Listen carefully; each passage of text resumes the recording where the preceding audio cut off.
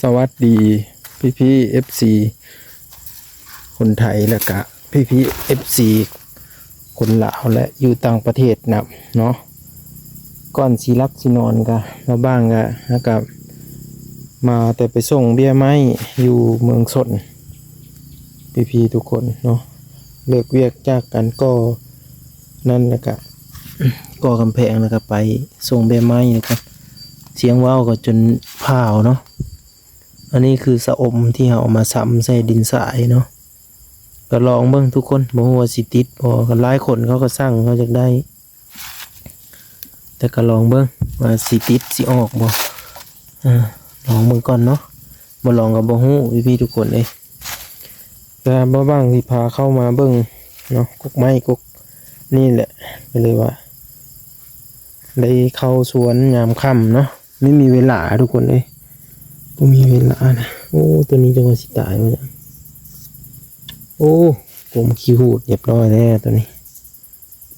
เรียบร้อยแล้วนั่นคือเป็นจังซี่เนาะตายทุกคนตัวนี้กับตัวนี้บ่ใหญ่เนาะใบเหี่ยวแหละโอ้สิหลอดอยู่บ่นี่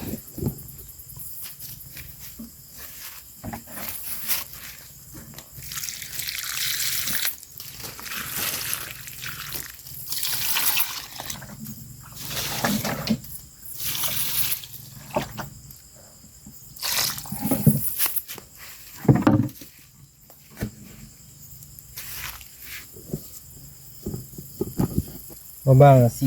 เอาอันนี้ลงดินก่อน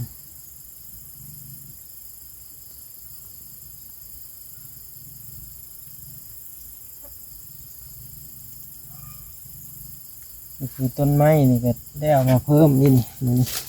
เอาต้นมะม่วงเนาะเอาต้นมะพร้าวแช่น้ำนะฮะเคี้ยวเลยทุกคนแช่น้ำไว้ตั้งแต่11 โมงจนฮอด5 โมงอยากให้แบบมันซุ่มมันนะทุกคนมันซุ่มต้นมันก็สีเขียวอันเนาะเมื่ออื่นนี่มันจัดส่งเขาตอนนี้ก็คือเขาวันนั้นแหละเขาจ่ายเงินแล้วเนาะเป็นเงินอยู่อันนะ500กับ30 บาทนะทุกคนต้นม่วงง่ายนะประมาณเม็ดปลายมันเม็ด10 เม็ด20นะเป็นต้นที่มีง่าแตกออกเป็นมะม่วงเขียวเสวยต้นใหญ่เนาะแล้วก็ลำก็ใหญ่สมบูรณ์ทุกคนนี่แตกต่างจากต้นมะม่วงอัน3 ฤดูเนาะตัวนั้นจะเป็นต้นน้อยกาไหนตัวนี้จะเป็นกาง่าเนาะเดี๋ยวไปเบิ่งเคยๆนำกันทุกคนก็ขอบคุณพี่ๆเนาะที่มาให้กำลังใจบ้างทุกคนเนาะก็แสดงความคิดเห็นได้ทุกคนนั่นแหละไปโอ้อันนี้คือกกผักหวานเด้อลงดินแล้วกกผักหวานตัวนี้ลงใส่กระถางแล้วก็ลงดินแล้วก็จะมาเบิ่งว่าความแตกต่างระหว่างใส่ถังกับลงดินนะมันสิแตกต่างจังไดนะในการรักษาของเฮาแน่เนาะไปโอ้ต้นตัวนี้นี่เสียใจแล้วตัวนี้2 ต้นนี่ดับแนวเลยตัวนี้ก็เริ่มใบเหลืองแล้วมันสิใหญ่อยู่บ่ต้นขี้หูดเนาะ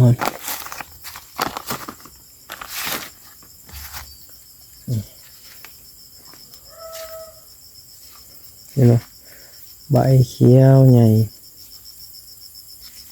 ทุกคนเห็นยังบ่โอ้ทุกคนเพิ่นมาพักเพิ่นมานอนอยู่นี่เนาะมีนกน้อยนกน้อยเพิ่นมานอน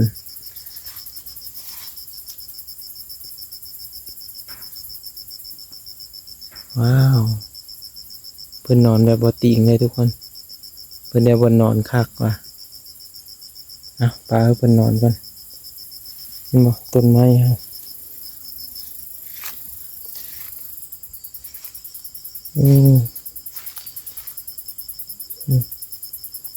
ตัวนี้บ่มีแต่ตัวนั้นนี่ก็เสานี่หดอยู่เสานี่ประมาณนี้พี่ทุกคนก็คือตัวนี้นะเนาะพวก มักทั่วนี่แหละเริ่มแบบมันออกแล้วเนาะออกเป็นมากแล้วทุกคนสิได้ปิดไปตำปิดไปกินนั่นแหละแต่ว่าใบไม้พวกตั๊กแตนมันมักมากินนี่บ่ได้ฉีดยาอีกนะบีบมันก่อนตั๊กแตนโอ้ตายโลดไปสิตั๊กแตนนี่ตั๊กแตนอันนี้มากินทุกคนผู้โอ้แม่นเลยดิตะกะแตนมากินสิได้ไปหายืมเตาสีดเบาหนงแล้วมาสีดบ้านี่บ่ได้ดอกมาสิได้เข้าไปในเมืองก็ซื้อยาสีดเพี้ยมาสีดพวกหมดพวกอันนี้สีดมันยังบ่มาใกล้เลยทุกคนซันนี่บ่ได้กินดอกนี่ตะกะแตนเริ่มมาแล้วมักทั่วนี่เป็นแล้วนี่เห็นบ่เป็นได้ทุกคนบ่ดนก็ได้ปิดใน2-3 วันได้ปิดต่ำเลยนี่ป้าติโทเป็นแต่อยู่นี่ได้ทุกคนวันอื่นก็ยังบ่ทันเป็นก็คือน้ำนี่บ่ได้ฮดหลายวันนะสิเข้าประมาณอาทิตย์หนึ่งนะมื้ออื่นนี่สิฮดแล้วมื้ออื่นนี่ตื่นแต่เช้าก่อนประมาณ4 โมง 5 โมงลุกมาฮดสิฮดมื้อนั้นฮดครั้งนี้ก็ยังบ่ทันฮดเปียกซุ่มปานใดเนาะน้ำน้อยเนาะก็คือมันเริ่มเร่งมากเร่งดอกแล้วนี่ติดดอกมาทุกอันเลยมาเบิ่งกันนี่กุกสะอมมาเลยสะอมนี่บ่เป็นทุกคนเนาะมันป่งอย่างซี่นี่บ่ว่างกับบ่กล้าเสี่ยงแบบว่าเจาะออกมาเบิ่งนะอยากหดน้ำไปเบิ่งอีกก่อนว่ามันสิติดบ่หรือว่าจังได๋ว่ามันสิป่งหากบ่ตัวอื่นนะป่งนี่มาบางคุดไปเลยป่งหากหนึ่งเนาะป่งหากหนึ่งแต่ว่ามันบ่ฮู้ว่ามันสิตายบ่หรือสิเป็นแต่เอาไปกล้าใส่ถุงยางดำแหละซุมนี้บ่ทันได้คุดเบิ่งนะจะปะไว้ก่อน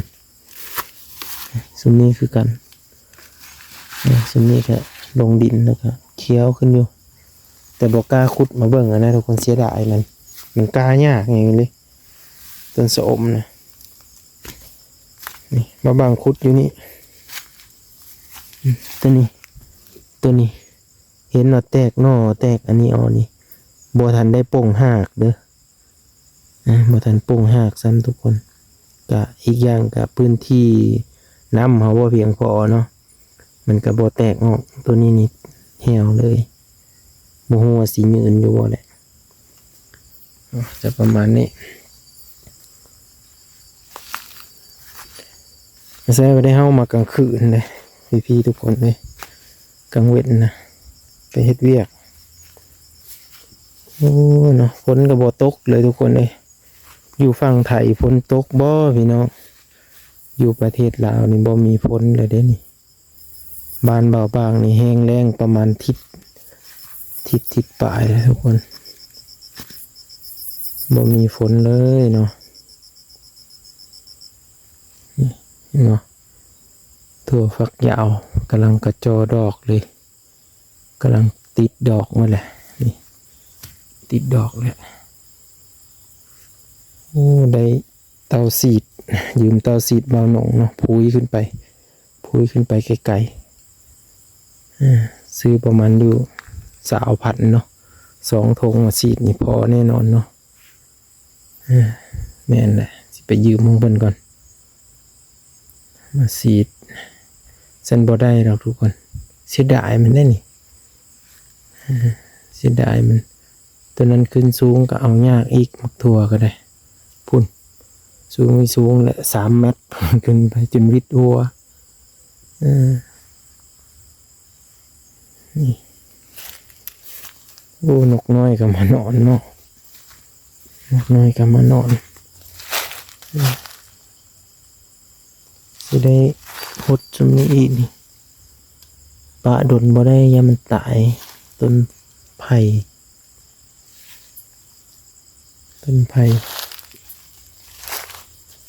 นี่กุกสะอมที่มาบางว้าวลำต้นยังเขียว แล้วก็ป่งหักอันหนึ่งน้อยๆหนึ่ง